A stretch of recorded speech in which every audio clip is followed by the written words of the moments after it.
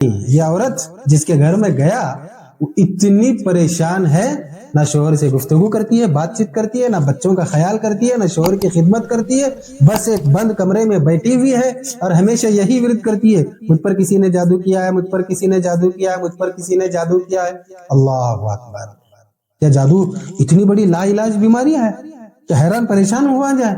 بالکل نہیں، بلکہ اس کا آسان سا علاج بھی ہے۔ السلام علیکم ورحمۃ اللہ وبرکاتہ۔ محترم ناظرین و سامعین، آج کی ویڈیو میں ہم آپ کے سامنے جادو ٹونا اور عورت کے متعلق کچھ باتیں بتانے جا رہے ہیں۔ کیا واقعی میں جادو اور عورت کا کچھ تعلق ہے؟ کہتے ہیں اللہ کے رسول صلی اللہ علیہ وسلم کے دادا نے نظر مانی 10 بیٹوں کی کہ اگر 10 بیٹے ہوئے تو ایک بیٹا میں خانہ کعبہ کی نظر کروں گا، اور جب ہوئے تو نام عبداللہ کا نکلا، اور اس مسئلے کا حل تلاش کرنے کے لیے عبد المطلب ایک جادوگرنی کے پاس چلے گئے۔ واللہ عالم بالصواب۔ اور اللہ نے قرآن مجید میں بھی فرمایا وَمِن شَرِّ النَّفَّاثَاتِ فِی الْعُقَدِ، اے اللہ میں تیری پناہ میں آتا ہوں جادوگرنی کے اس جادو سے جو رسی میں گانٹ باندھ کر جادو کرتی ہے، اس کی برائی سے میں تیری پناہ میں آتا ہوں۔ چلیے دونوں باتیں الگ رکھ کے جب ہم معاشرے کا جائزہ لیتے ہیں تو آج جادو ٹونے میں سب سے زیادہ عورت ہی ملوث ہے، عورت ہی گرفتار ہے۔ کوئی جادو کر رہی ہے، کوئی عورت جادو کرا رہی ہے، کسی پر جادو کیا جا رہا ہے، اور کوئی جادو کے شک میں حیران اور پریشان ہے۔ سب سے پہلے جان لیں کہ جادو کرنا کرانا ہلاک کرنے والے گناہوں میں سے ایک گناہ ہے، لیکن کہ جادو ٹونا یہ اتنی بڑی لا علاج بیماری ہے کہ اس کے وہم اور گمان میں شک میں مبتلا ہو کر اپنے آپ کو ہلاک و برباد کیا جائے۔ ایک واقعہ میں آپ کو سناتا ہوں۔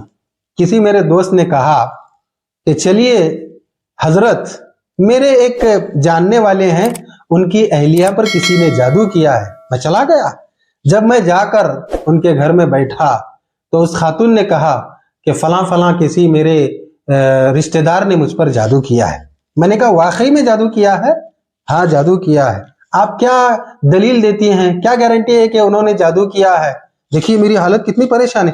میں نے کہا آپ نے اپنی حالت کو پریشان کیا ہے، آپ اپنی حالت کی بگاڑ کی ذمہ دار ہیں۔ اگر آپ کے اس رشتہ دار کے پاس جا کر پوچھا جائے کہ آپ پریشان کیوں ہیں تو وہ آپ کا نام لے کر کہیں گے کہ مجھ پر فلاں نے جادو کیا ہے۔ یہ عورت جس کے گھر میں گیا وہ اتنی پریشان ہے، نہ شوہر سے گفتگو کرتی ہے، بات چیت کرتی ہے، نہ بچوں کا خیال کرتی ہے، نہ شوہر کی خدمت کرتی ہے، بس ایک بند کمرے میں بیٹھی ہوئی ہے اور ہمیشہ یہی ورد کرتی ہے مجھ پر کسی نے جادو کیا ہے، مجھ پر کسی نے جادو کیا ہے، مجھ پر کسی نے جادو کیا ہے۔ اللہ اکبر! کیا جادو اتنی بڑی لا علاج بیماری ہے کہ حیران پریشان ہوا جائے؟ بالکل نہیں، بلکہ اس کا آسان سا علاج بھی ہے۔ تو خواتین اور عورتوں سے گزارش ہے کہ وہ اتنا جادو ٹونے کے شک اور وہم میں گرفتار ہو کر اپنے آپ کو، اپنے گھر والوں کو اور اپنے شوہر کو اور اپنی اچھی بھلی زندگی کو برباد نہ کریں۔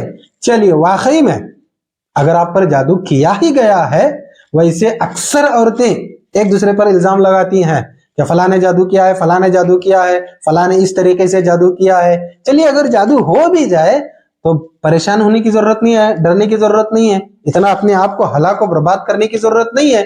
آسان سا علاج ہے، اگر ہم علاج کرتے ہیں تو جادو ختم ہو جاتا ہے۔ کیا ہے علاج؟ 2 صورتیں ہیں، قل اعوذ برب الفلق، قل اعوذ برب الناس۔ یہ 2 صورتیں اگر پڑھی جائیں تو جادو کا اثر بہت جلد زائل ہو جاتا ہے۔ اسی طریقے سے سورہ فاتحہ پڑھنا چاہیے، اور اسی طریقے سے آیت الکرسی بھی پڑھنی چاہیے۔ عذب الباس، رب الناس، وشفی انت شافی، لا شفاء الا شفاءک شفاء لا یغادر سقما، یہ دعا پڑھنا چاہیے۔ بہت آسانی سے جادو ختم ہو جاتا ہے۔ اللہ تبارک و تعالی ہمیں تمام ہر قسم کی بیماریوں اور برائیوں اور شر سے بچنے کی توفیق عطا فرمائے۔ السلام علیکم ورحمۃ اللہ وبرکاتہ۔